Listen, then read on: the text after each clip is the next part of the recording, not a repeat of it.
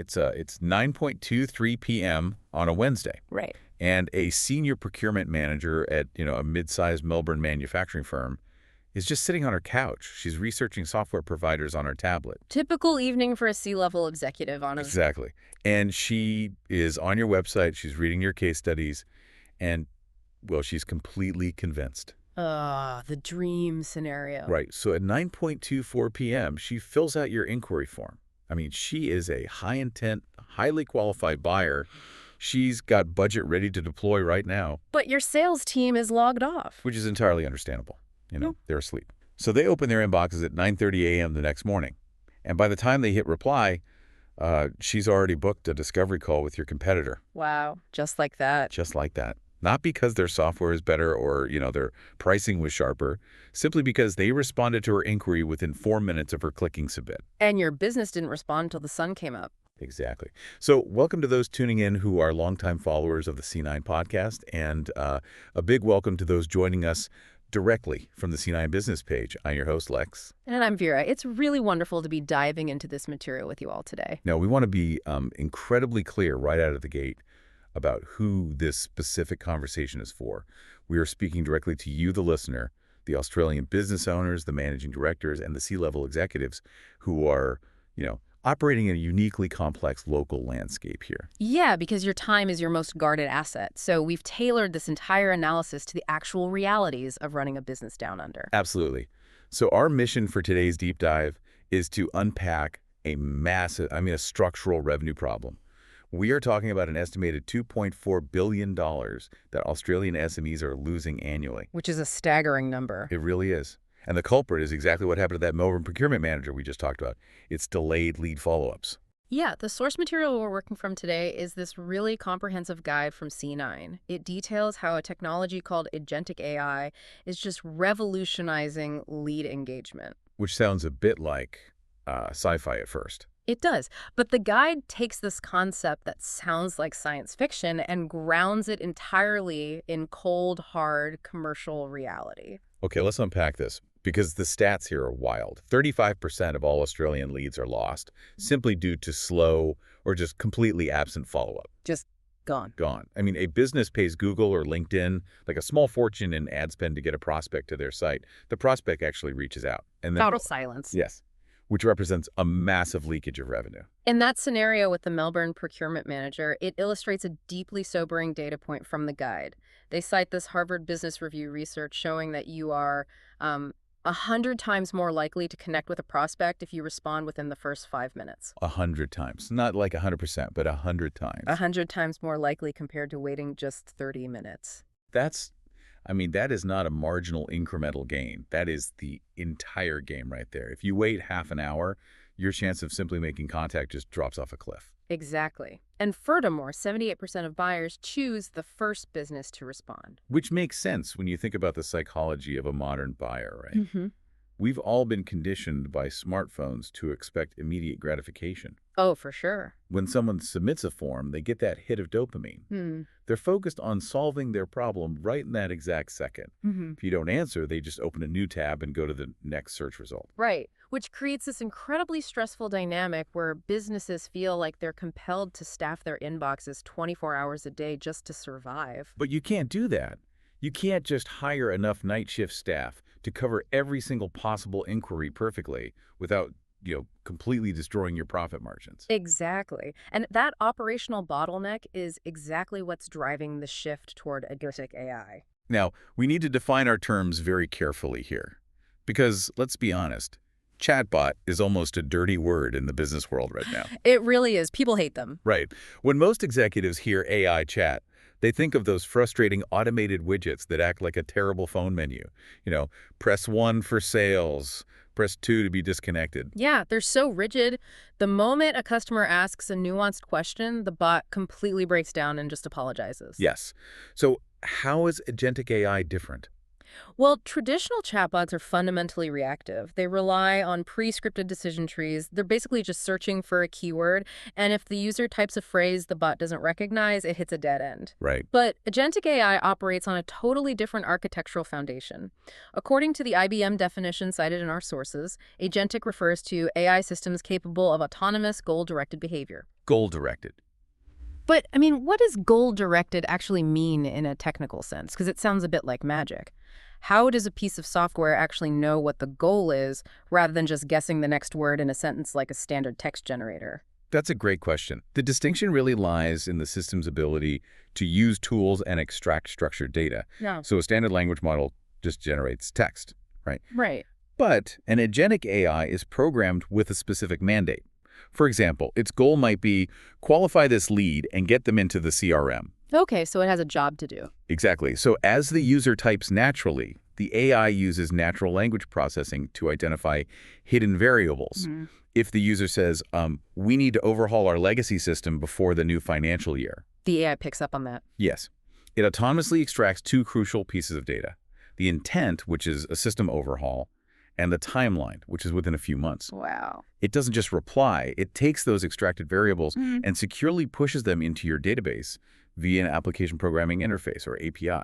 Okay, so it's constantly reading between the lines, pulling out the commercial parameters, and then updating your systems in the background without anyone touching a keyboard. Precisely. It's less like a software widget and more like well, a relentless, elite virtual sales assistant.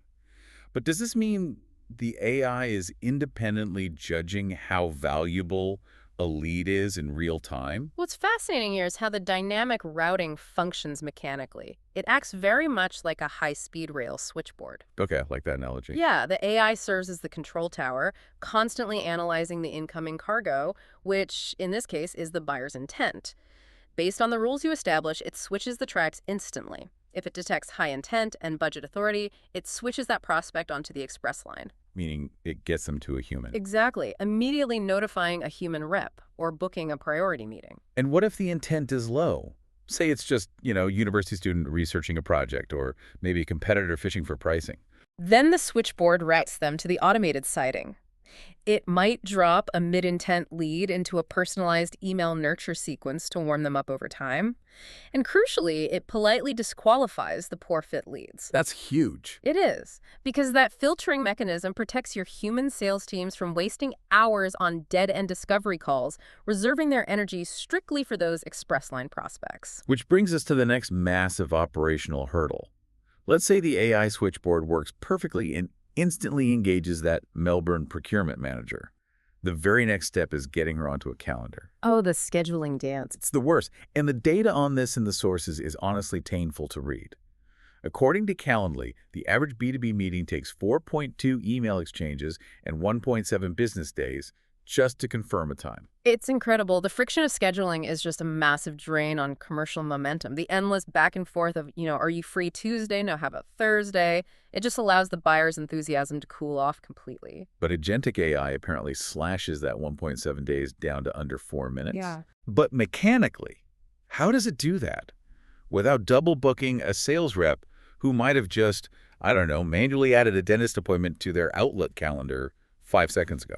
It achieves this through native real-time bidirectional syncing. Bidirectional. Right. The AI doesn't just send a static link to a calendar page. It continuously reads the live availability of your team.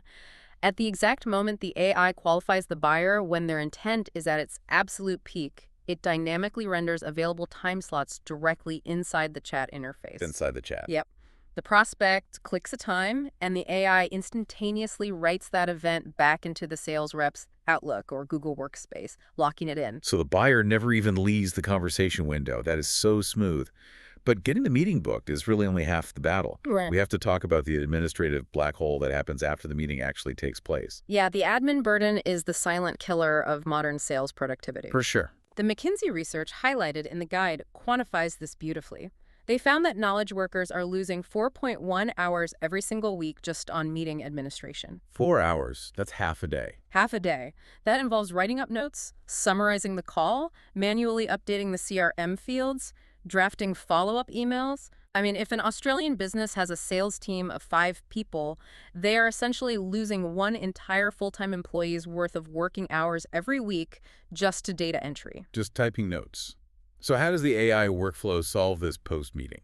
Because transcription tools have been around for a while, and frankly, just dumping a 5-page block of text into a CRM record isn't actually helpful. Nobody wants to read a giant transcript. Oh, definitely not. But that touches on the evolution from transcription to structured intelligence. The AI joins the call as a fully disclosed participant. It transcribes the conversation, yes, but then a secondary AI processing layer analyzes that transcript. Oh, so it's reading the notes it just took. Exactly. It actively searches for and extracts actionable variables. It isolates the client's specific objections, the key decisions made, the agreed upon timelines. Then, within 60 to 90 seconds of the call ending, it maps those specific insights into the correct, designated fields within the CRM. That's crazy. It even drafts the personalized follow-up email based on the actual conversation, right?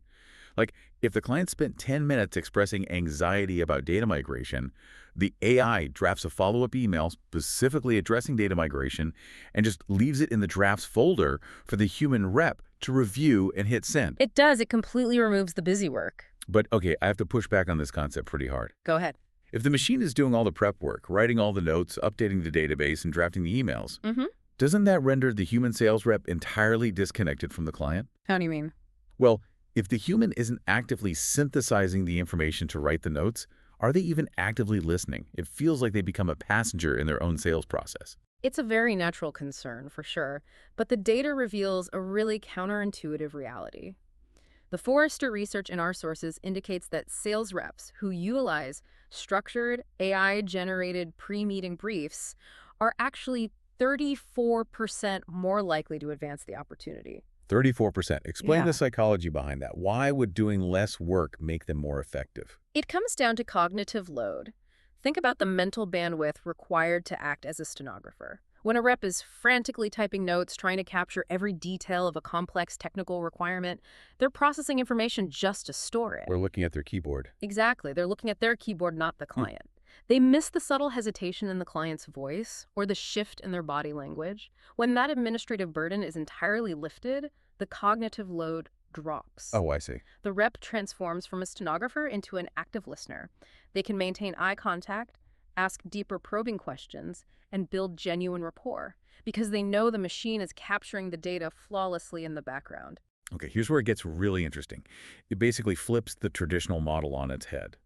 The machine handles the sterile data so the human can focus entirely on the emotional intelligence of the sale. Precisely. But this requires a pivot in our analysis because a system this autonomous sounds phenomenal in a theoretical vacuum.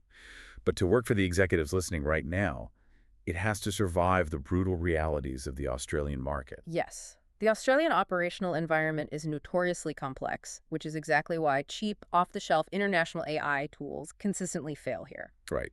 Let's break down the geographic and cultural nuances first. Mm. Australia has 4 major time zones: AET, AEDT, ACSD, AWSD. Okay. And we have daylight saving time that applies in Victoria and New South Wales, but completely bypasses Queensland and Western Australia. Don't forget state-specific public holidays. Right. Which creates a logistical nightmare for a generic Silicon Valley-built scheduling bot. Oh, absolutely. An off-the-shelf bot doesn't know that Queensland doesn't observe the same public holidays as Victoria. It will happily try to lock in a critical discovery call for a Melbourne client on a day when the Brisbane-based sales rep is legally entitled to a public holiday. It's a disaster waiting to happen. Furthermore, generic bots fail to account for the unique end-of-financial-year behavioral patterns. In Australia, the lead up to June 30 is a frantic period of budget deployment. Oh, yeah. A custom-built AI understands that an inquiry coming in on June 28th requires immediate, aggressive escalation, whereas a generic bot just treats it like any other Friday. And beyond the logistical embarrassments, there is a much more severe threat to consider here: the privacy minefield. Deploying autonomous AI in Australia requires navigating an incredibly strict and fragmented legal framework. Yes, let's get deeply into the mechanics of this compliance, because this is where business owners carry genuine personal and corporate risk. The guide details multiple layers of compliance that just cannot be ignored. At the federal level, you have the Privacy Act, 1988. It dictates that personal information must be collected with explicitly clear consent, stored securely, and used strictly for its intended This purpose. is tricky for AI. Very. Because when an AI is engaging in deep, multi-turn conversational interactions and recording video meetings, it is ingesting massive volumes of highly sensitive commercial and personal data. And the complexity multiplies because it isn't just federal law, is it? Not at all. State legislation adds another layer entirely. The State Surveillance Devices Acts govern the recording of private conversations. For example, Victoria, New South Wales, and Queensland all have distinct legal provisions regarding how you must obtain consent to record a call. Right. Victoria requires two-party consent in many contexts, meaning you cannot legally record a conversation unless all parties are explicitly aware and agree. If an AI system mismanages this consent workflow, it triggers the notifiable data breaches scheme, Wait, meaning what? meaning the business is legally compelled to report itself to the Office of the Australian Information Commissioner within 30 days. Ouch. So consider this scenario. An Australian business decides to cut costs. They download some cheap, generic AI plugin they found online. That tool operates by taking all of this recorded, highly sensitive local client data and quietly pinging it to an offshore server in the United States or Eastern Europe for processing. What is the actual legal exposure there? This raises an important question about the specific mechanics of APP8. That's the Australian Privacy Principle 8. Okay. APP8 governs the cross-border disclosure of personal information. The mechanism of vicarious liability here is severe. If you, as an Australian business owner, hand your client's data to an overseas AI vendor and that offshore server suffers a data breach, you are held legally accountable as if you committed the breach yourself. Wow. Meaning you cannot just point the finger at the tech company and say, oh, well, it was their fault. Exactly. The Australian legal system doesn't care if the server was in California. You collected the data. You are responsible for its lifecycle. You cannot outsource your legal liability. Which completely explains why the source materials stresses that custom-built integrations with a compliance-first architecture are absolutely non-negotiable for Australian operations. This is the entire framework that developers like C9 operate within. Exactly. They don't just bolt a generic widget onto your website. They build the AI architecture specifically to adhere to Australian data residency requirements. They build the exact consent workflows required by state laws, ensuring that businesses are shielded from that massive legal exposure. Because the technology must fit the legal reality of the jurisdiction, not the other way around. And, speaking of the technology, any credible analysis of generative AI must transparently address its inherent limitations. Yes, absolutely. Because as revolutionary as this sounds, it is not infallible. Business leaders need to understand the failure points before deploying it. The guide outlines a major technical risk known as hallucination and also content decay. How does an AI hallucinate in a commercial setting? Well, we have to remember that large language models, at their core, are prediction engines. Right. They're mathematically guessing the most logical next word in a sequence based on vast amounts of internet training data. And they are designed to sound confident and fluent. So if a client asks a highly specific question about a pricing tier that the AI doesn't quite know, the underlying model might just invent a plausible sounding answer. It just guesses, which is fine if you're asking it to write a creative story, but commercially disastrous. Imagine an AI confidently offering a prospect a 50% discount that does not exist. Oh, nightmare. Or inventing a product feature that your engineering team hasn't even begun to build. You are legally binding your company to an illusion. It destroys brand trust in an instant. The mechanical solution to this is a process often called retrieval augmented generation, or creating a strict knowledge base. Yeah. You can never allow a commercial AI to generate responses from the open internet. You must restrict its universe of knowledge exclusively to your verified documents, your actual pricing PDFs, your actual service level agreements. But those documents change. Prices go up. Exactly. Which introduces the risk of content decay. If you update your pricing in January but forget to update the AI's knowledge base, the bot will spend the next 6 months confidently quoting last year's prices. Right. It requires rigorous quarterly auditing to ensure the machine is tethered to your current commercial reality. That makes total sense. There is another limitation outlined in the sources regarding the human element, though, specifically the threat of over-automation. Yes, the guide cites a very telling Salesforce study showing that 68% of customers will switch providers if they feel an experience is impersonal. Wow. People still fundamentally buy from people, especially in high-ticket B2B environments. But then you contrast that with the Drift report, which shows that 44% of human sales staff give up after making just one single follow-up attempt. Almost half. Almost half. Because humans get busy, they fear rejection, they forget. The AI solves that persistence problem perfectly. It has no ego. It will follow up on day 1, day 4, and day 10 autonomously. Right. But it has to know when to get out of the way. Right. If a client replies to an automated follow-up with a highly sensitive signal, for instance, they say, "My board just approved the budget, I have a massive compliance question and need to speak to a human right now," the AI cannot just auto-reply with another generic PDF case study. Here's where it gets really interesting. It's like the ultimate point guard in basketball. Oh, I like that. Yeah, it runs the plays, it handles the volume, and it passes the ball perfectly to the right person. But the human being still has to take the game-winning shot. If we connect this to the bigger picture, this is exactly what the guide calls the C9 principle. The philosophy dictates a clear division of labor. AI handles the volume, the relentless persistence, and the administrative data entry. And humans close the relationship. Exactly. Programming the AI with highly sensitive human escalation triggers so it immediately tags a human. The second emotional nuance or high-stakes negotiation is required is what separates a frustrating robotic interaction from a seamless revenue-generating machine. It is about amplifying the human team, not replacing them. 100%. So, what does this all mean for you listening today? Let's distill the core actionable takeaways from our analysis. First, Agentic AI effectively ends the 5-minute response gap. By utilizing autonomous, goal-directed systems, every single lead is engaged, their intent is extracted, and they are routed instantly, 24 hours a day. Second, it reclaims the calendar. It eliminates the friction of email scheduling through native calendar rendering, and it uses secondary processing layers to wipe out the administrative burden of post-meeting transcription and CRM data entry. But our third, and perhaps most vital takeaway, is that these massive efficiency gains are only viable if the system is custom integrated and legally compliant.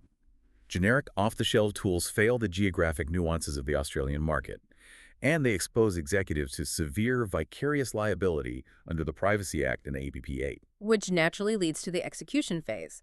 If you are an Australian business owner who is tired of seeing 35% of your qualified leads vanish due to follow-up delays, the logical next step is to partner with a team that builds for this specific legal and commercial reality.